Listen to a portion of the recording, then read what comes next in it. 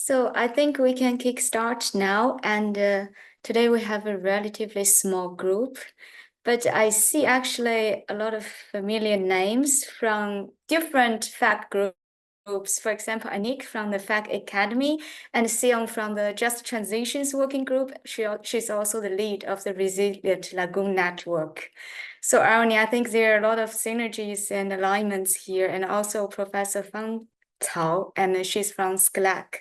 She's also specialized in this field. So I think sometimes actually smaller groups would lead to more in-depth discussions. So today, first off, I really would like to thank all of you for joining us today. And we're aware that currently a lot of people are on summer holiday, so we will record this session and disseminate through our communication channels. And it is really my pleasure to welcome you to this talk on listening to stakeholders and bridging data gaps using new improved satellite products to develop useful water quality indicators for transitional environments. And before we dive into today's presentation, I would like to take a few minutes to introduce FAC Fellows Session 2024, which is part of our ongoing efforts to foster a dynamic and inclusive environment for early to mid-career researchers within the FAC network and beyond.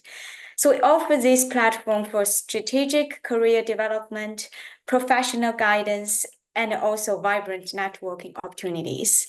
Therefore, we invite all the FAC Fellows to contribute through seminars, presentations, demos, and research discussions to jointly shape our collective journey and to advance our shared goals. And for today, we're honored to have Dr. Arani Polidi with us. And Arani is a marine scientist and remote sensing and GIS expert with extensive experience in lakes, transitional waters, and coastal environments. She's also a FAC Fellow, and she's a chair of the FAC Working Group Lagoons for Life.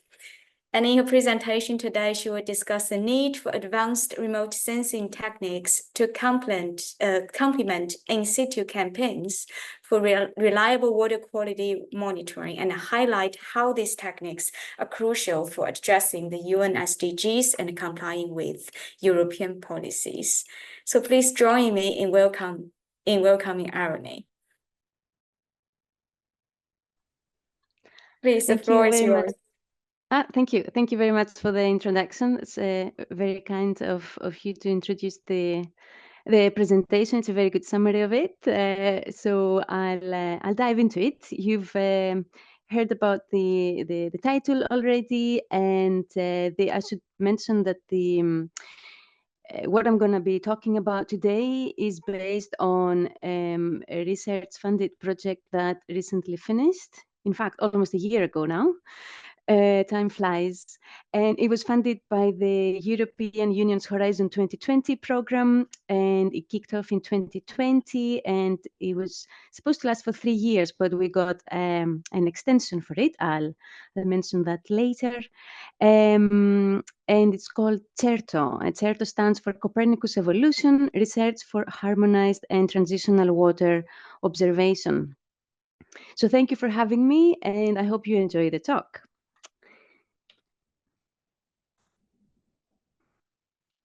So for those of you who are not familiar with Copernicus, I'll give a short introduction on it because it's also the relevant background to the things I'm going to be talking about today. So Copernicus is the Earth observation component of European Union Space Program, and essentially provides data and information through 6 services to users, ranging from climate change to marine monitoring and land monitoring, security, emergency management, atmosphere monitoring, as seen on this slide. And already 3 of those provide water quality data to end users. However, they use different methods, and at the beginning of our project, transitional waters like estuaries and lagoons were not covered. They're now, since then, have been partially added to the CMEMS, the Copernicus Marine Environment Monitoring Service, coastal service, but that doesn't cover all estuaries, all lagoons at a global scale.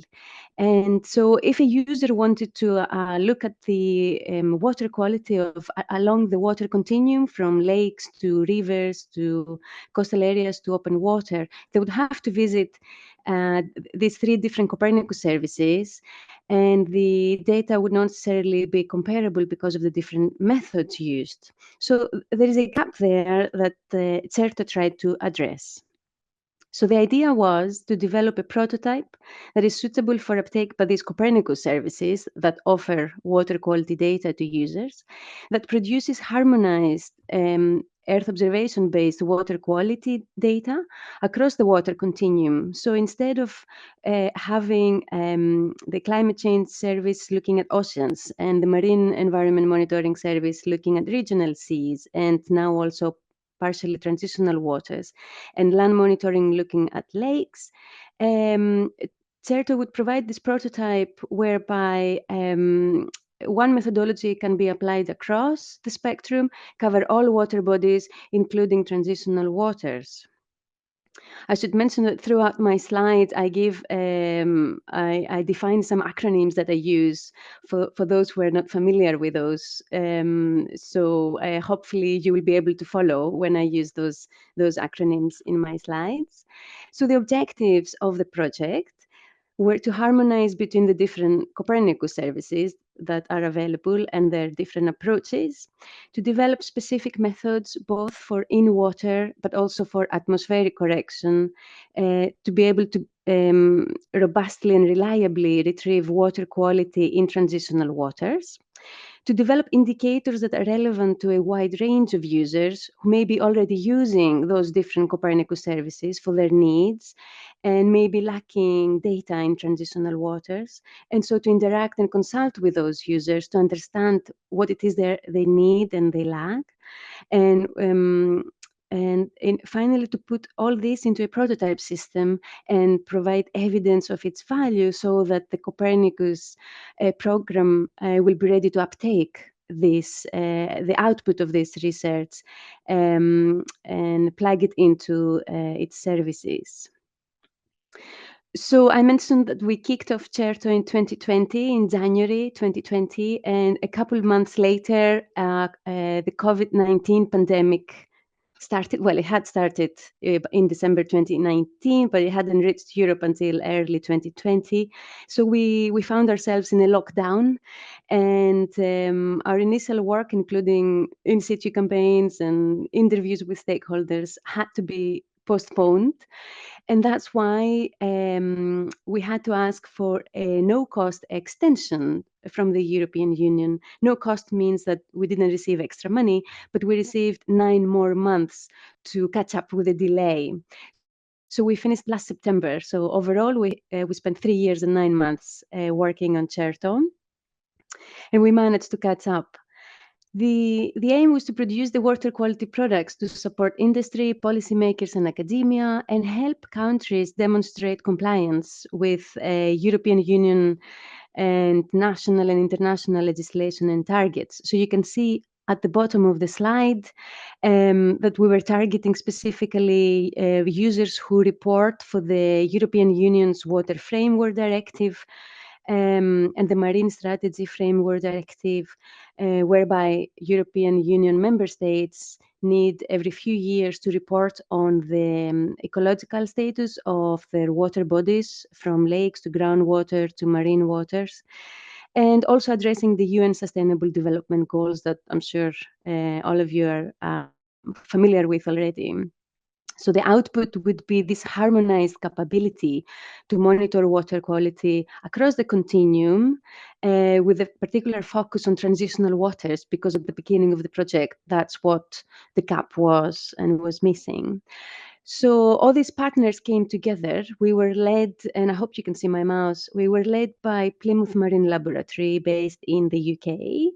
And the team included PML Applications and University of Stirling in Scotland, Climate Kick, based in various locations across Europe, but we mainly worked with the colleagues in London. I work for Brockman Consult, who have their headquarters in Germany. Joey Kumar in Romania, and the Council for National, the National Council for Research in Italy, University of Lisbon in Portugal, Hygios, another private company in France. And even though I work for a German company, I actually live and work from Greece, so from this island here called Corfu.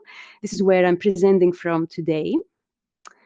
So all this team came together with our different backgrounds to do what it is that we wanted to do, which I'll show now in this workflow. Essentially, we want to develop improved water quality data sets with a focus and a demonstration on transitional waters. We want to put this into an operational production chain so that it's ready to be uptaken by the Copernicus services. And we also, in order to demonstrate the value of these improved satellite-based products, we developed indicators, but they were not just random indicators for water quality. We asked users what their needs were, so we tried to develop something that is actually useful and relevant, so that we can increase uptake of both the data and the indicators. So one of the core tasks of the project were the in situ campaigns, which then fed into improving atmospheric correction, which is quite challenging over transitional waters, and the land-sea interface that can affect the signal so that we can improve products for transitional waters. And the in situ campaigns also increased our libraries of optical water types. I'll give more details on what optical water types are a bit later. And by doing all this, we were able to produce products that are that work better in transitional waters, and put those into the Certo prototype, which is essentially the processing chain, the back end that would be uptaken potentially by the Copernicus program. And in parallel, we also engaged with different types of users operating in transitional waters to tell them what we were doing, to ask for their needs in terms of reporting and monitoring water quality in their sites. And then we suggested and then developed and co-developed with them indicators using those improved products from the satellite data that we had already produced. So I'll talk a bit about the top part of the workflow before going into the indicator part. We selected 6 sites across Europe. We focused on Europe because this was a European Union funded project. So we had 3 estuaries and 3 lagoons. So from west to east, we chose the Tagus estuary in Portugal, the Tamar estuary in the UK, the Elbe estuary in Germany. I'm sure you know of Venice Lagoon. Maybe some of you have even visited it.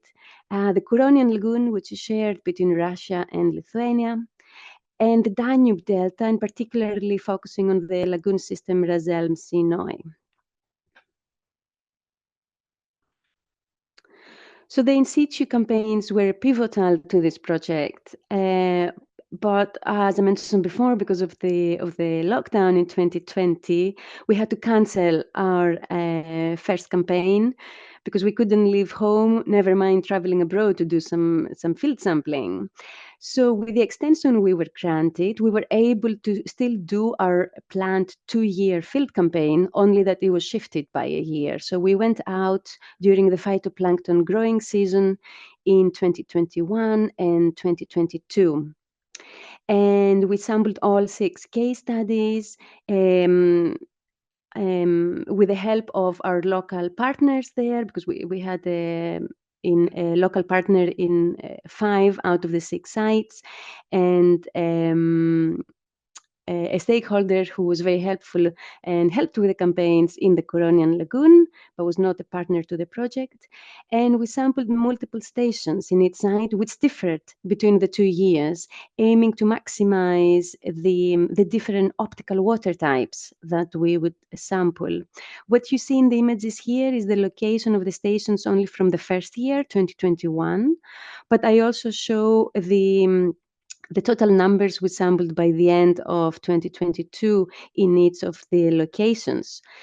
So in those locations where we had already ongoing monitoring campaigns because of institutes located nearby who do their monitoring every year, and we could go and help and share data, there we had many more or much more capability, let's say, to sample in more locations. So we had roughly 140 stations sampled in Venice and at Danube Delta.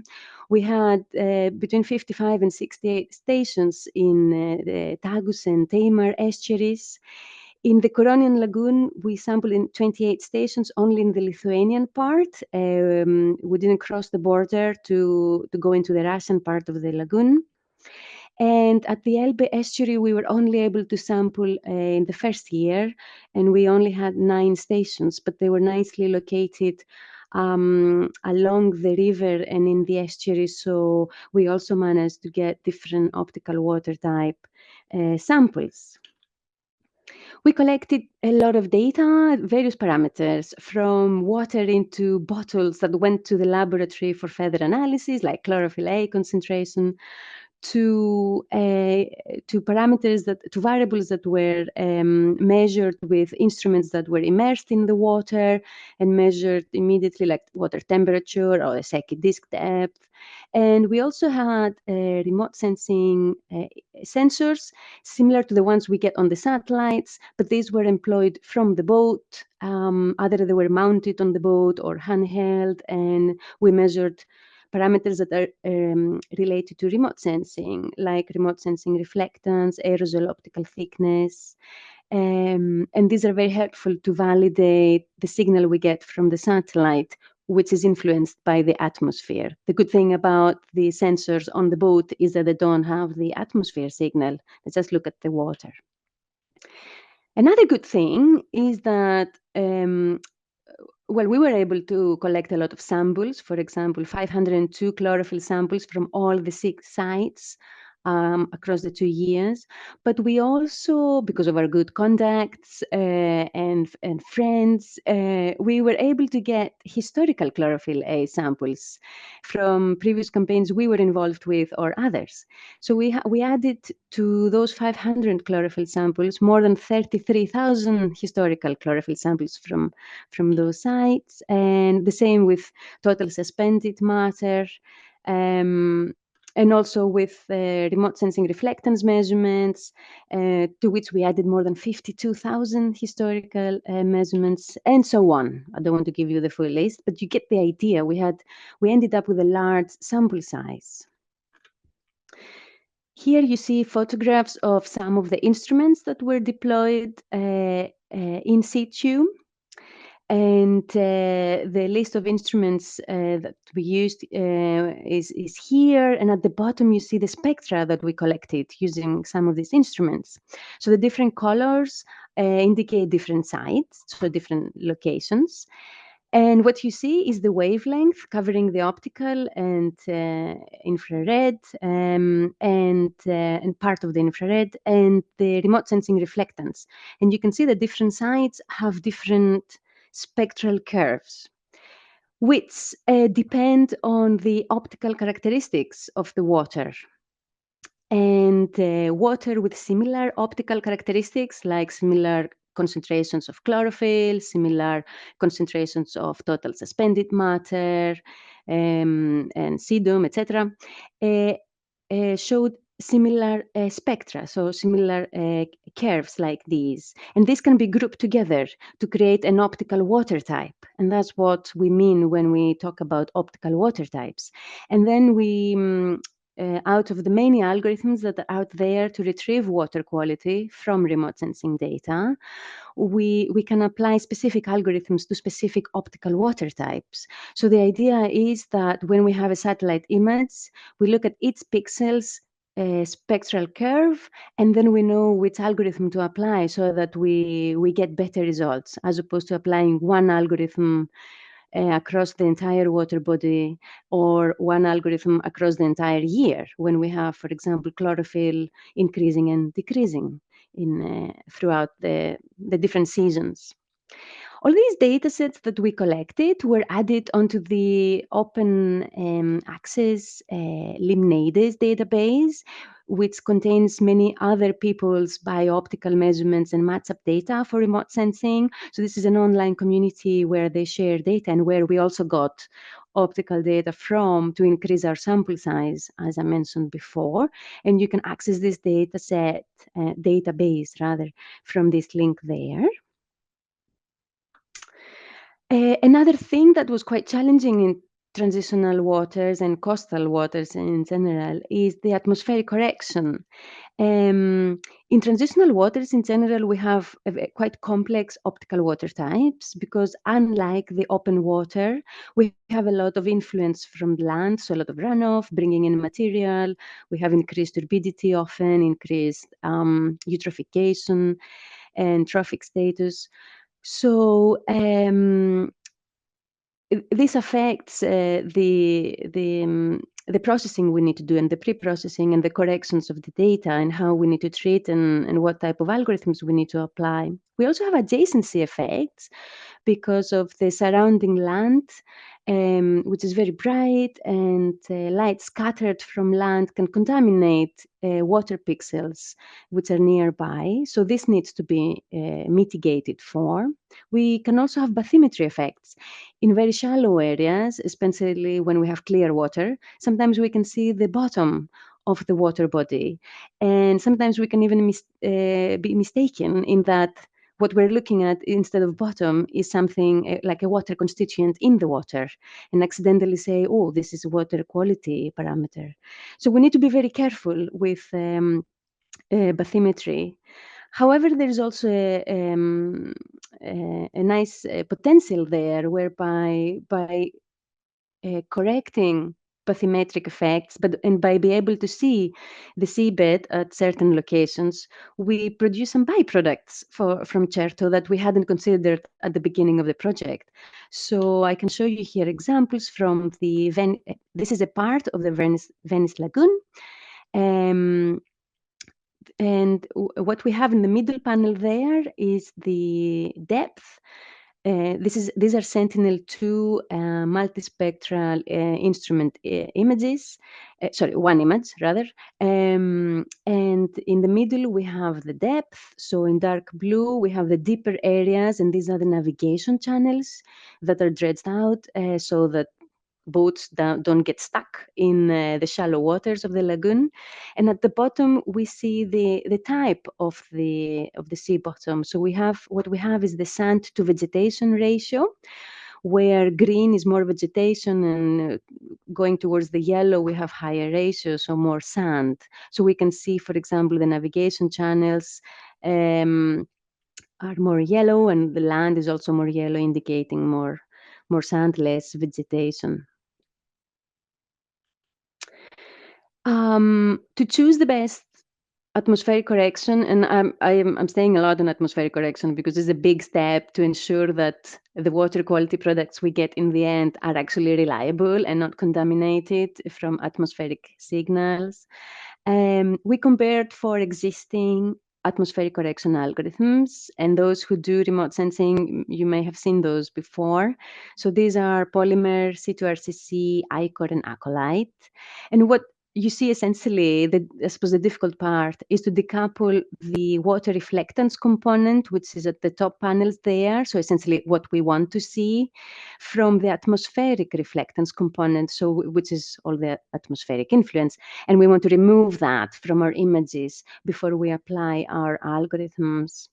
And from our analysis in the project, we found out that Polymer works better, performs better unless we have extremely turbid waters where acolyte performs better.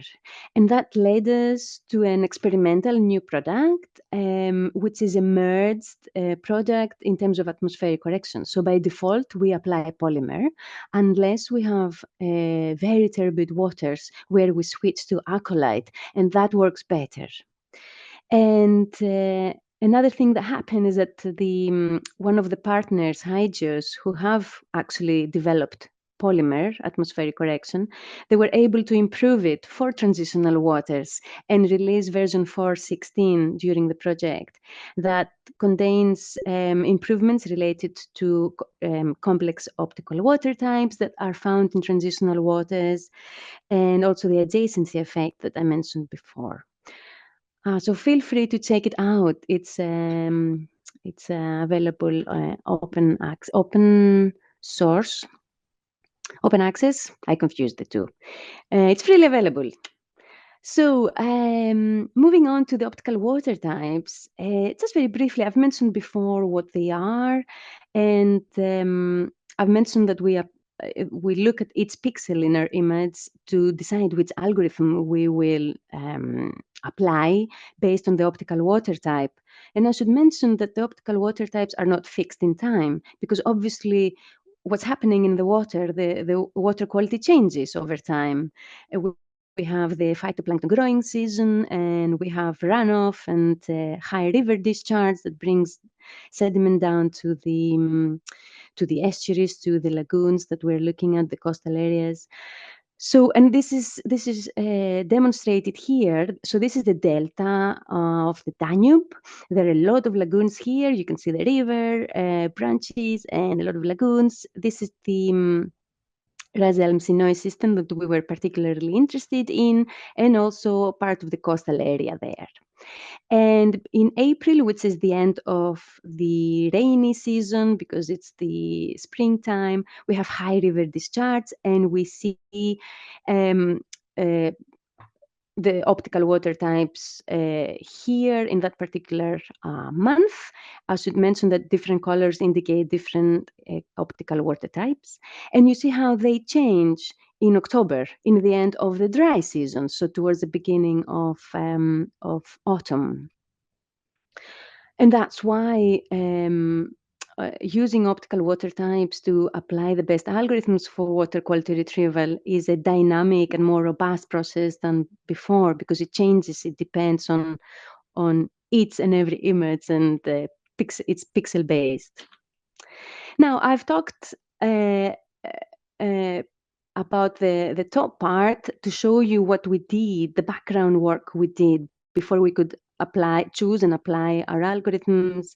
Sorry, not our algorithms, but the communities. So there are a lot of known published algorithms out there that we chose from to develop those improved water quality products with this emphasis on transitional waters. These were all added as a processing chain into the Certo prototype. So the improved atmospheric correction I mentioned and the optical water types. So I'm going to now talk about the parallel work that we did on the indicator development, which started with talking to stakeholders whilst the new products were being produced. And when they were ready, then we started applying the indicators that we had proposed to the user community. So this part of the presentation is based on this publication that came out earlier this year, and essentially this is what I was asked to present today, but I had to give this background on what type of data we used. So you can find it in the Ocean and Coastal Management Journal.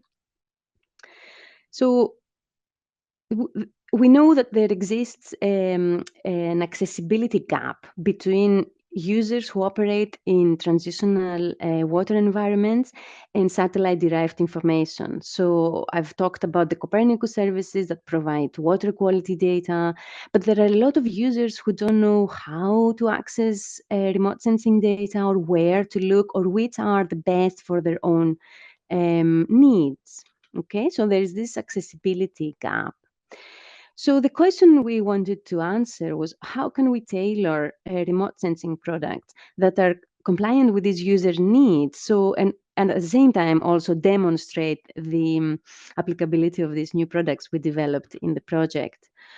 And so we decided to develop and demonstrate water quality indicators that are suitable for transitional water monitoring and reporting purposes, so that we can address a wide variety of users using the lagoons and estuaries that we had featured as case studies.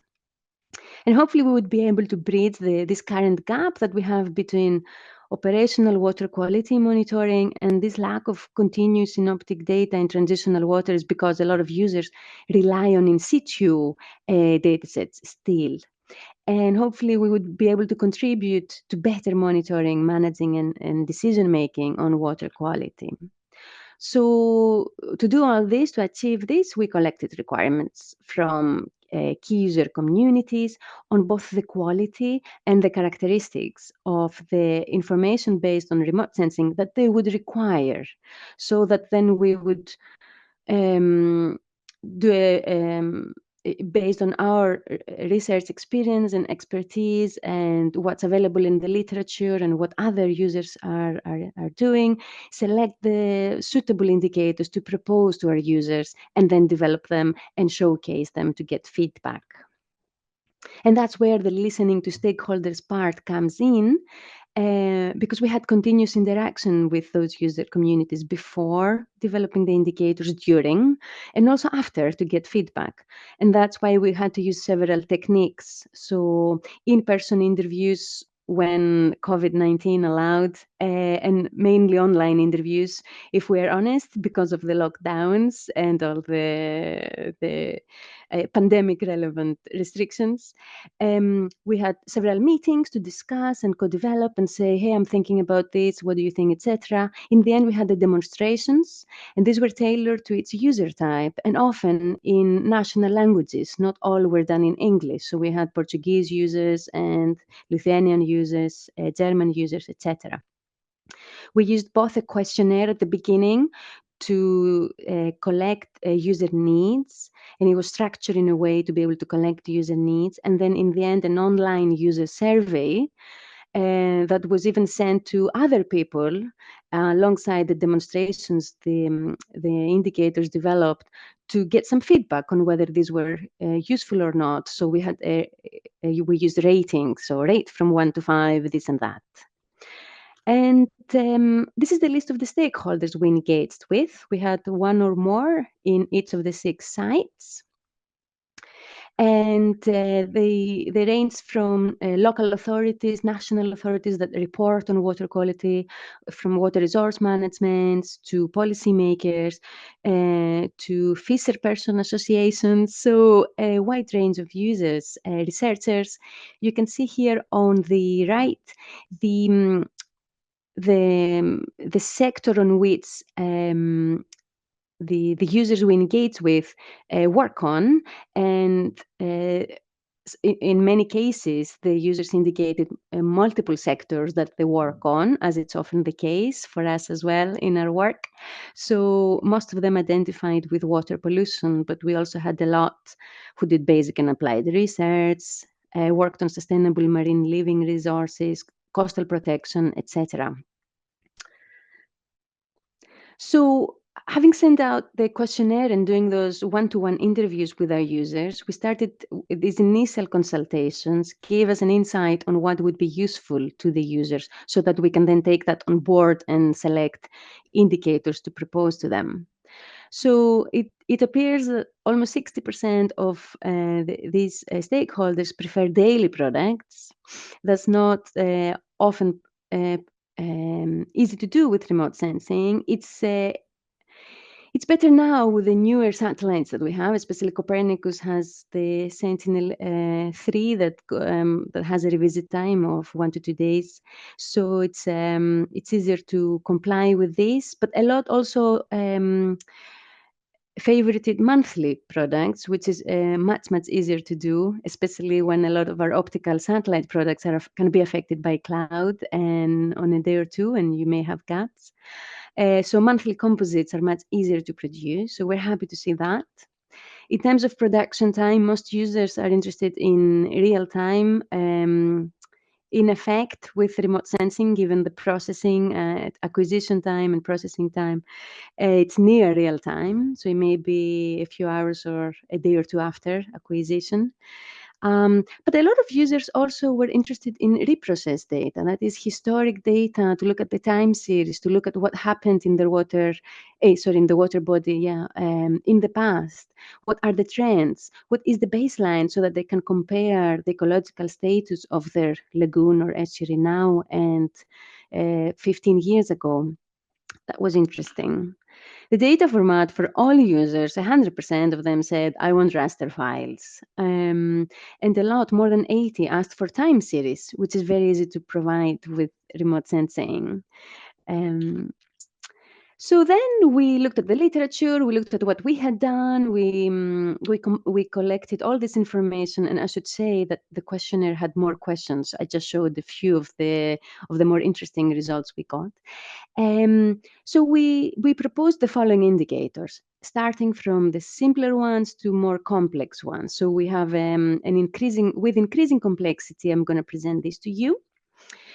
So we looked at indicators that would be potentially relevant to those who report on the ecological status of their water bodies nationally every 5 years for the Water Framework Directive or the Marine Strategy Framework Directive, for example, in the European Union.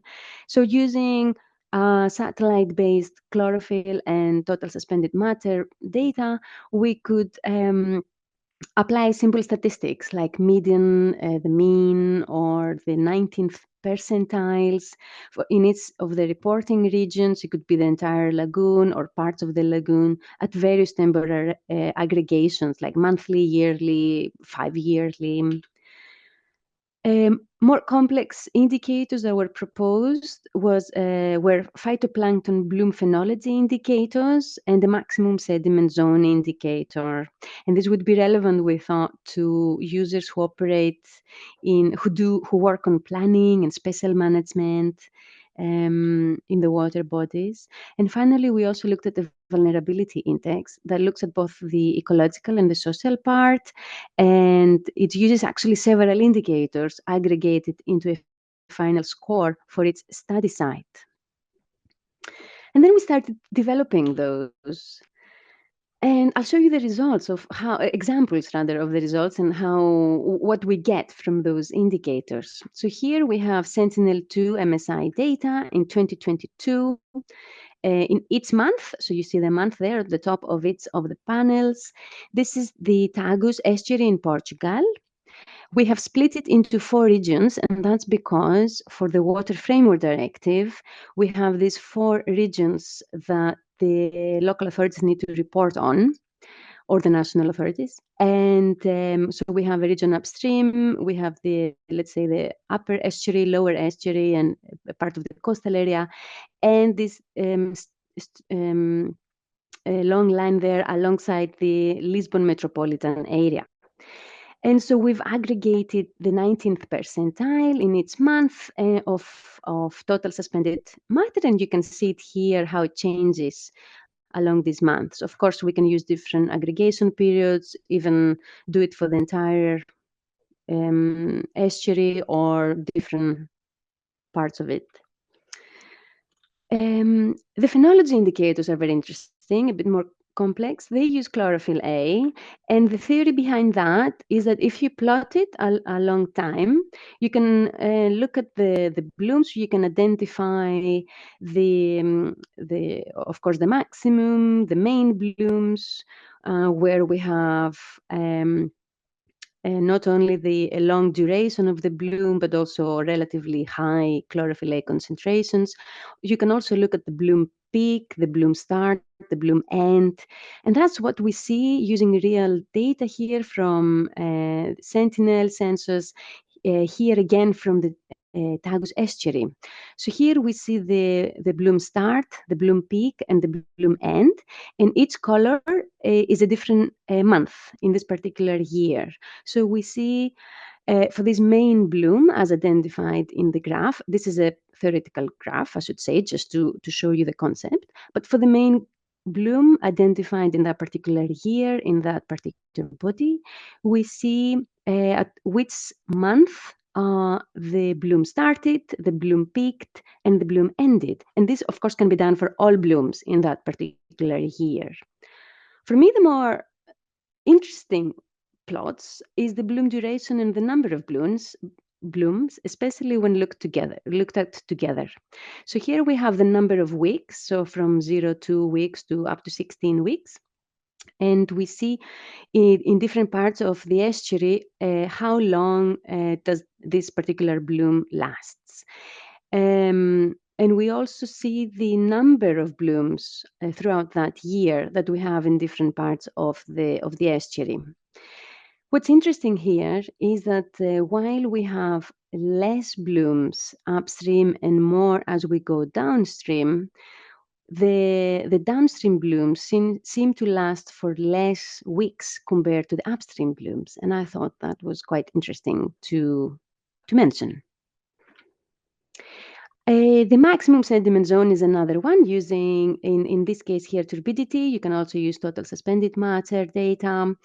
The way this works is that we take the water body. Here we have the Tagus estuary once again, but also the Elbe estuary, just to add a different site to the mix.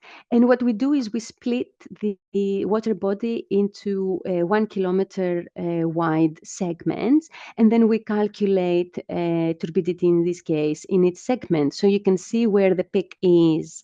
And as you can see here, we have January data from 2019, and here we have May data. You see that this peak moves, and that's it could be interesting to water resource management, those authorities who are interested in dredging, for example, or other relevant activities.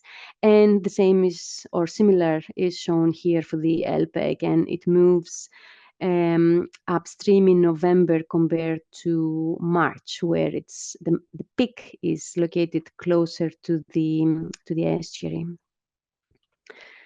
Finally, we have the Social Ecological System Vulnerability Index, which is based on the theory behind vulnerability assessments, which have three components: the exposure, the sensitivity, and adaptive capacity of the system we're looking at.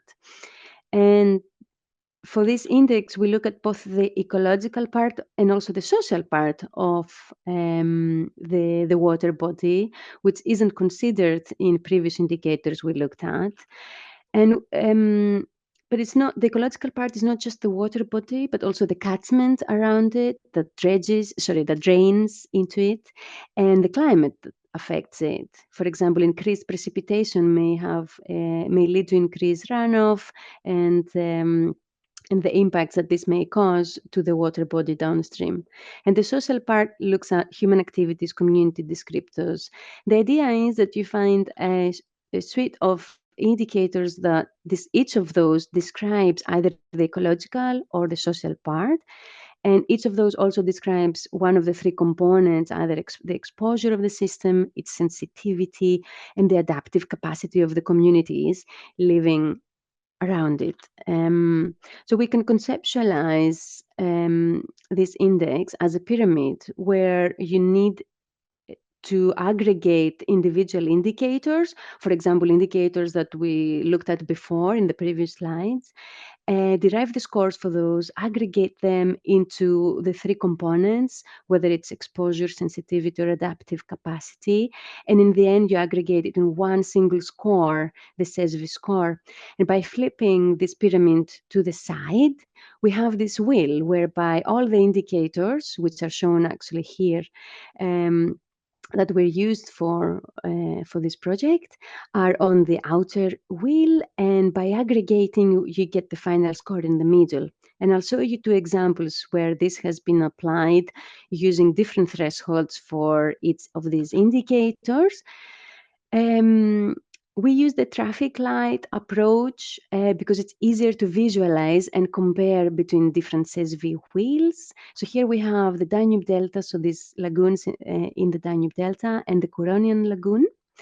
And the blue is the better status, red is poorest status for the indicators and the components of the system. And in the middle, we have the total score showing us whether, so as an indication, whether this site is less or more vulnerable. So a policymaker, a water resource manager can quickly look at that and identify which of these indicators are the more critical to address. So the blue ones would be like, oh, great, we're doing good there. Nothing, it doesn't affect our system as much. But the red and yellow are the ones that you would pay attention more, to more. And that's the idea of CESV.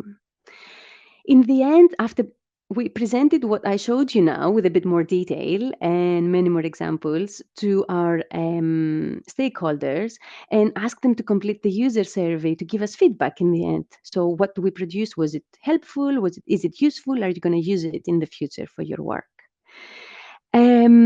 So we sent it to 40 persons from the 18 agencies and institutes that I showed the list of earlier in another slide.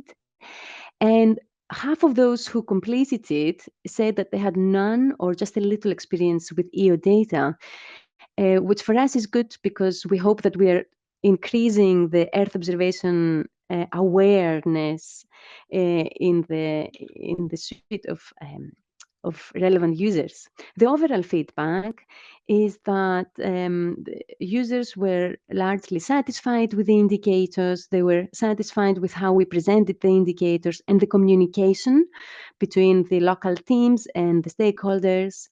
89% of the users felt that we managed to understand their needs, which is great. It helped that we had this continuous interaction with them. So it wasn't that we kind of hid in our desks and did something and then surprised them in the end. So they knew what was coming, to be fair. And the needs could be, or rather, our understanding could also be adjusted if we had misunderstood something. And that we managed to fulfill the needs of a lot of these users. So there is more. There is potential for more things to do.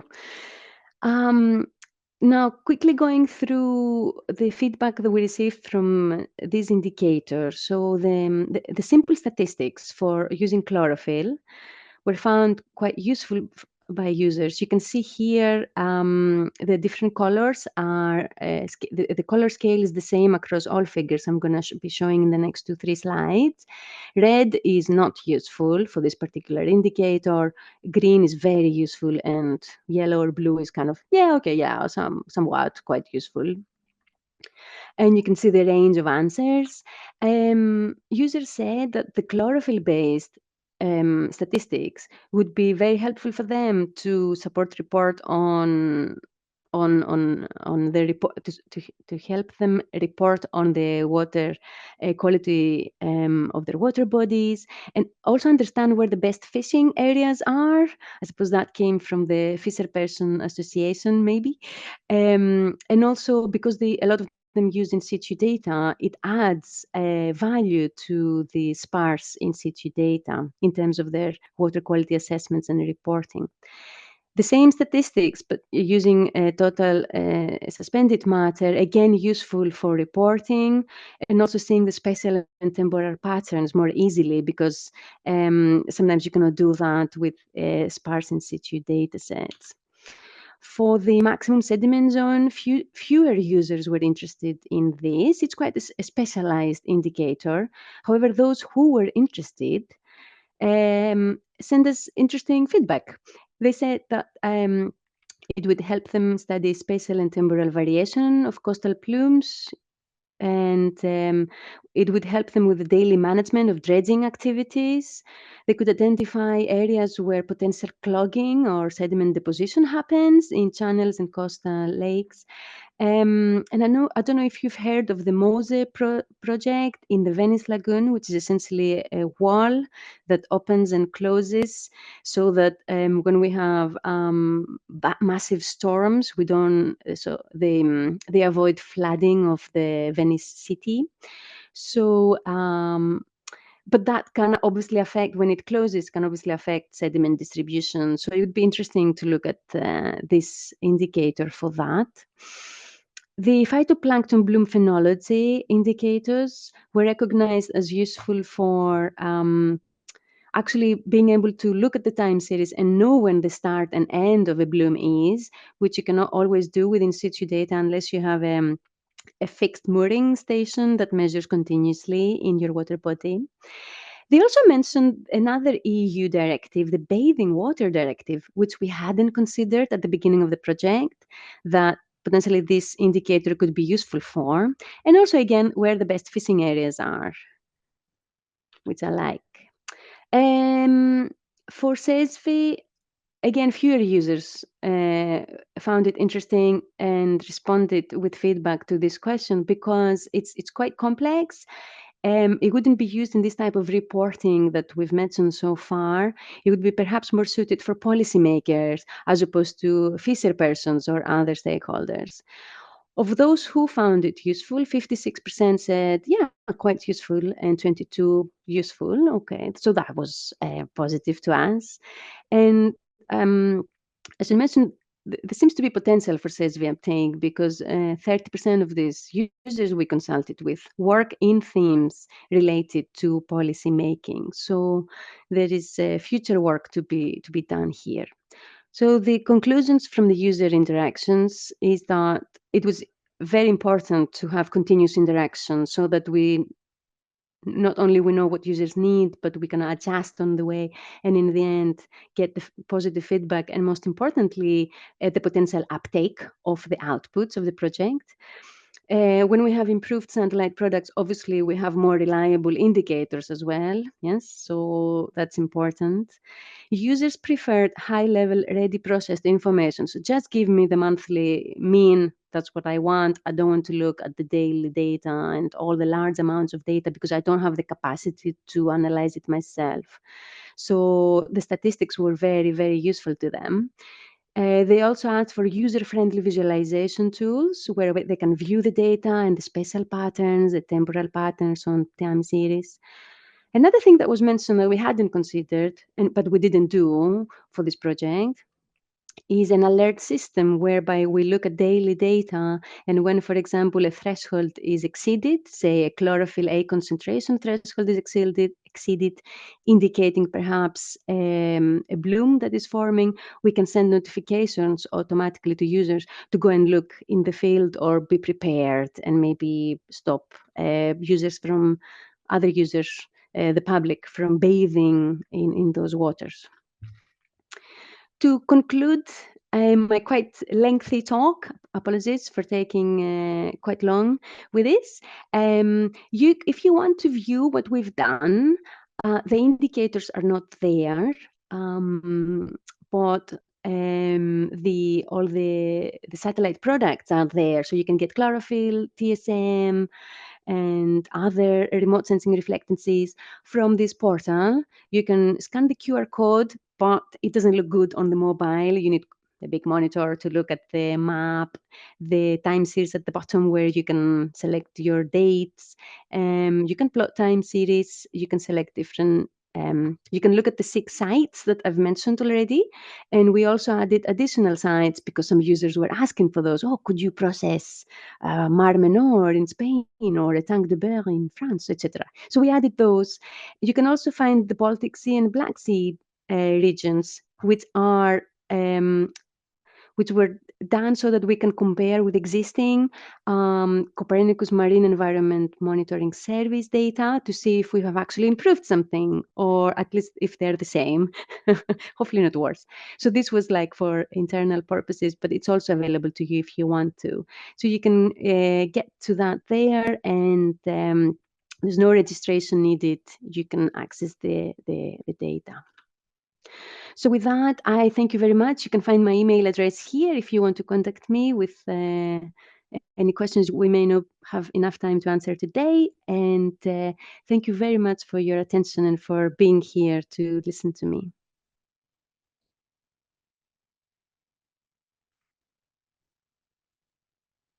Thank you so much, Arnie, for this insightful and informative presentation. And we really appreciate all the preparation you have done. And I think today we learned not only about the Circle project from the core designing phase to stakeholder engagement and to techniques that were applied and also the final user feedback. It really showcased the importance of the integration of cutting edge technology and stakeholder input to jointly advance water quality monitoring practice. So I think we still have a few minutes and we would like to open the floor to questions. And this will be a great opportunity for us to delve deeper into the topics discussed and explore any points of interest you may have.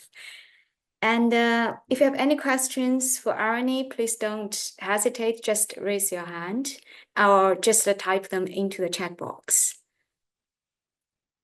Xiaoyi, I have one question for Arnie. Please, yeah.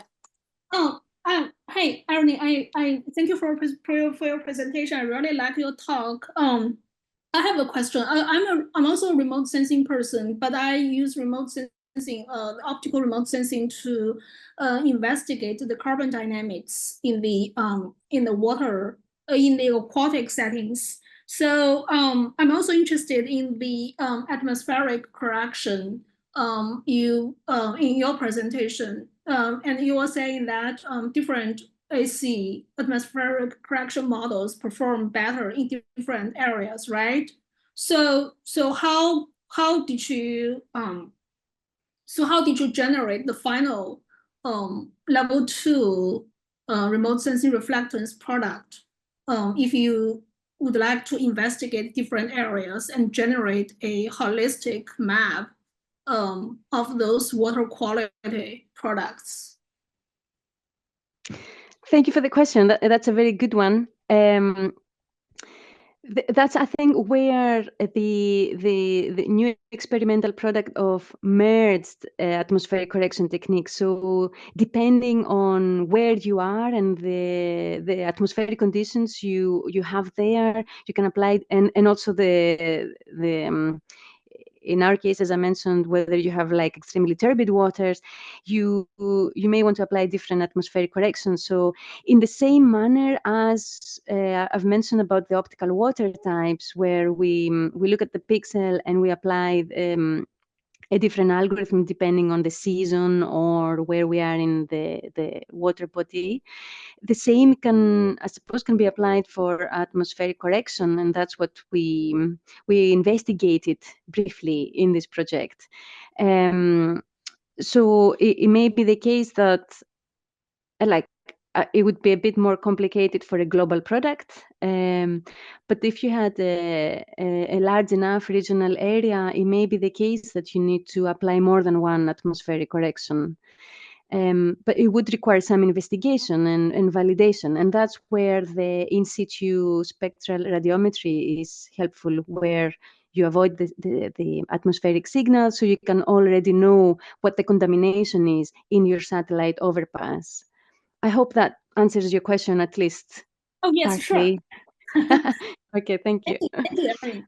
Thank you. Yeah.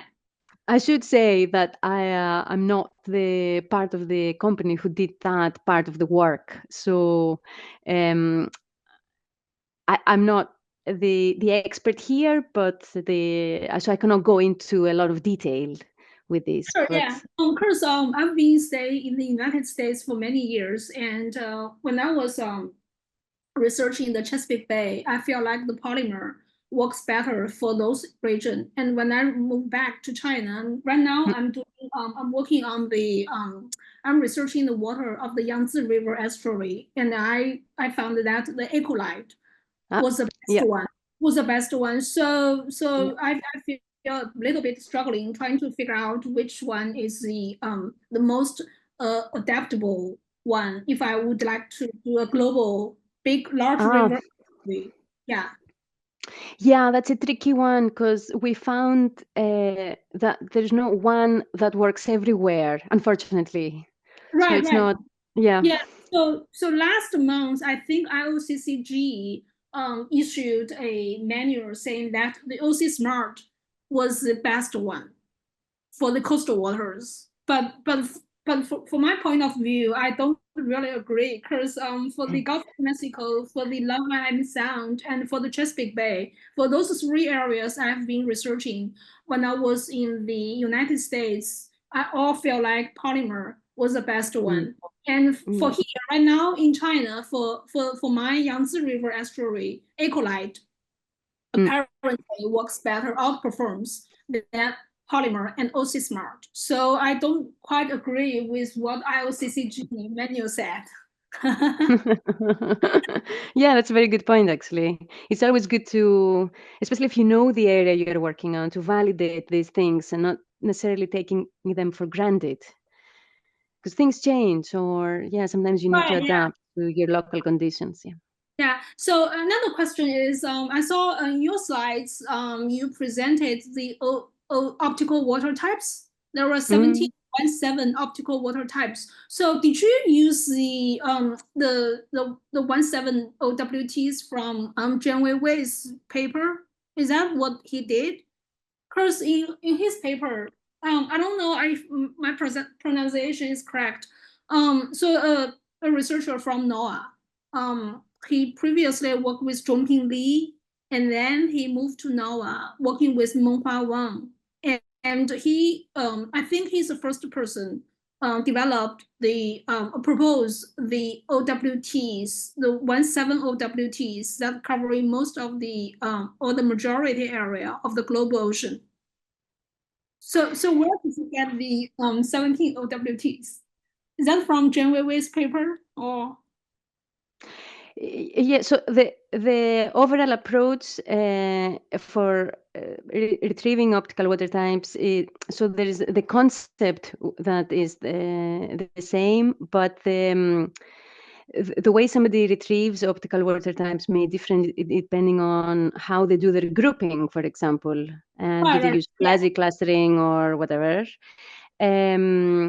And it's often the case, depending on where you are, that you may need to, and depending on the data set you have as input to do this classification, that the optical water types you have are not the same as somewhere else. So, and that's why it was very important that we added those 52,000 historical remote sensing measurements that I mentioned to our own collected data, so that we have a large membership. So the 17 optical water types I showed were version 1, but then we reran it, and I believe they were reduced in the end to 13, maybe. Again, it wasn't me who did that work, because I was more involved in the indicator part. So actually using the data I was given, the products. So I believe in the end with version 2, we reduced the number. So it was a new clustering. But it included, and it included as many different regions around the world as we could access. So data from as many regions around the world, from the Lemonades database. And that's why it's important that I think researchers share the remote sensing measurements from in situ, so that we can keep improving this, and we can end up with a set of optical water types that are actually the set of optical water types that everybody uses. But I don't think we're quite there yet. Okay. Yeah, sure. Yeah. Oh, thank you. Yeah. Thank you. Thank you, Irene. Thank you. Thank you, Fang, and thank you, Irene. And I saw Nick's hands was also raised. So please, Nick. Okay, thank you. I want to ask two short questions. Like, I was very curious to know why users are looking for daily products, because daily many parameters will not change. That was my first questions. And second one is, if possible, you can answer in ACSVI, in the Socioecological System Vulnerability Index, whether you had any weights, relative weights with the indicators, and if the stakeholders provided information about the relative weights. Yeah, thank you. Thank you. Very good questions.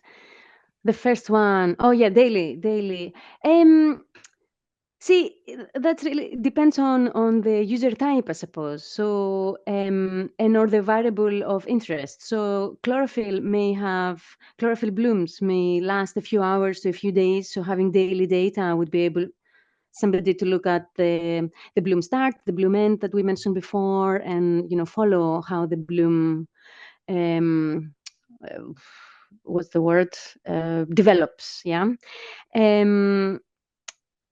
And a lot of and there are some users, especially those who do the basic and applied research, would like to have the original data, so the daily data, or as or non-aggregated data, so that they can do their own analysis.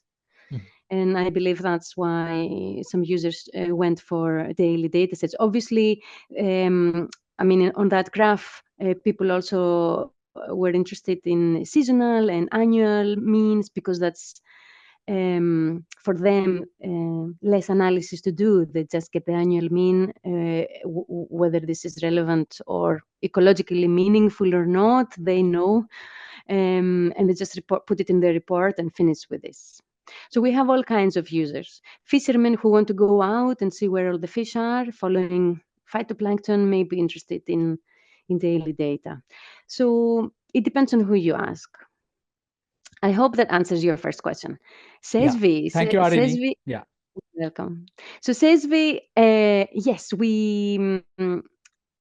you can apply weights. We didn't in this particular example that I showed, but we are working now with weights. But that is very site specific, because if you don't apply weights, then it means that all indicators have the same weight, and they can be compared across different countries or different user communities. But if you apply weights, then you have to liaise with those stakeholders, and they give you an idea of what they want, what's more important to them or to their local authority policies, and that you can apply them. But then you have this wheel which is very super tailored, and you cannot then compare across with other sites. And because we wanted to be able to do this comparison across sites, we didn't apply the weights. For that, yes, you would ideally ask the users for weighting factors and what's more important than the other. What we did with the users is we shared with them the list of indicators that fed into SESV and said, are these representative? Is there something missing? And in fact, somebody mentioned tourism and alien species, which were not relevant to all, and that's why they were not added in the end, again, for this comparison across countries. But if you want to tailor something for one water body, you could not only choose different indicators, but also apply the weights you mentioned. So, yes. Thank you. Thank you so much for your answers. Okay, and wonderful presentation. All the best. Thank you. Yeah. You're very kind. Thanks. Thank you. Bye. Any other questions for Arini? I also see Sion left a message that this approach will be really interesting to apply to lagoons in the global south. And she also mentioned she expects the whales would look quite different. Do you have any thoughts on this, Arini? Yes, the first thought is that to make them applicable anywhere in the world, we used global data sets, so they can be easily applied to the global south. And yes, I imagine the whales will look quite different, and I would be interested in doing that. But I think Sean also said she has to leave, so maybe she's not hearing now. So I'll contact her directly, and yeah, we can explore this. So yeah, that would be a nice synergy between the Sustainable Lagoons Network and Experto project. Yes, I think that's what we have been dedicated to as Future of Coasts. It's to facilitate cross-fertilization, because Soto is also one of our affiliated projects. And I actually have a very simple question about future directions. Are there any plans to expand the Soto project or to develop similar initiatives? Yeah, so a lot of the outputs that I showed the byproducts that we hadn't considered before, or we have the polymer new version that's out there for anyone to use, and there are a lot of outputs that are there's some that are already openly, freely available out there for the user community, the remote sensing user community to use, and there are some that we are trying to see if we can still scientifically and even commercially exploit. That was one part of this funding project. The European Commission were very much interested at private companies involved. They were very interested in seeing as how we can take some of these products and commercially exploit them so that we increase our revenue, etc. So we're still looking at that. Some of the indicators have been added to the portfolios that we offer to our own clients and users, and some are free, some can become paid services that we provide to downstream users. It would be great to, the main output, the prototype, was supposed to be ready to be uptaken by Copernicus. So even though in research and development, there are always developments you can apply, but at the same time, it's also ready for them to use. So this doesn't depend on us. We were funded to create this, and now we have delivered, and it's up to Copernicus to use the prototype and offer it or not. So yeah, there are different ways that we are exploiting the outputs, and that's because there are many different outputs from this project. And of course, the optical water type work is ongoing because a lot of us are also involved in other similar projects. I'm involved, for example, with the CMIMS, sorry, not I, but the company I work for are involved with CMIMS, and I am involved with CLMS, so looking at lakes. And we also use optical water types there. So any new research and good updates we do in different research projects can plug in as evolutions to these operational products. Thank you. That's really exciting vision. And actually, if there's anything Future Earth Coast could facilitate or support, just please feel free to let us know. And thank you. I will. And any other questions? Or actually, please feel free to contact Irony, and her email is also shared on the screen.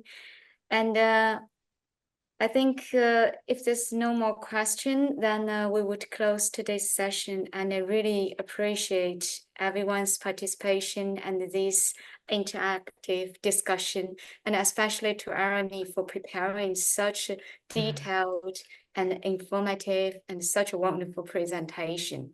And so thank you everyone for joining us today, and we look forward to seeing you again next month in the FEC Fellow session. Thank you. Have a nice day, everyone. Bye-bye. Thank you for having